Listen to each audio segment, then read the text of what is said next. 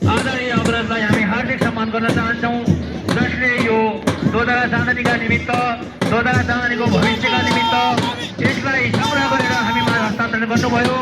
म उहाँलाई हृदयदेखि सम्मान गर्न चाहन्छु। र त्यसै गरी म वडा नम्बर 4 को शारदा माविलाई म अगाडि बढेको देखिरहेको छु। शारदा मावि परिवार आफ्नो मार्चपास्टलाई अगाडि बढाउँदै हुनुहुन्छ। शारदा मावि 16औं राष्ट्रपति रनिङ फिल्ड प्रतियोगिताको चौथो पङ्क्तिमा शारदा माविलाई हामीले देखिरहेका छौँ। गत वर्षको विजेता टिम शारदा मावि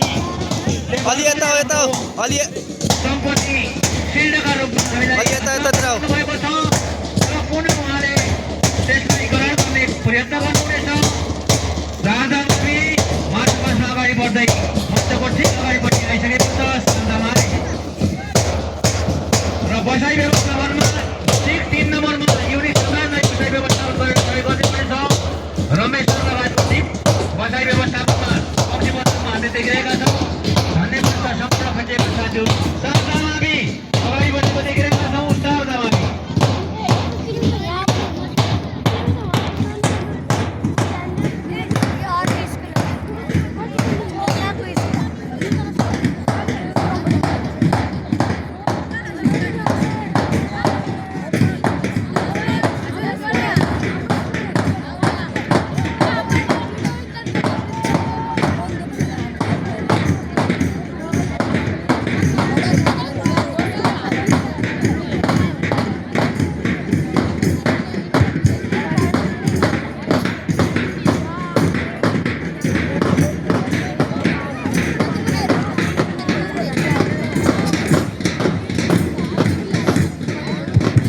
बोर्ड सर का आउनुहुन्छ एकछिन मञ्चमा आइदिनु।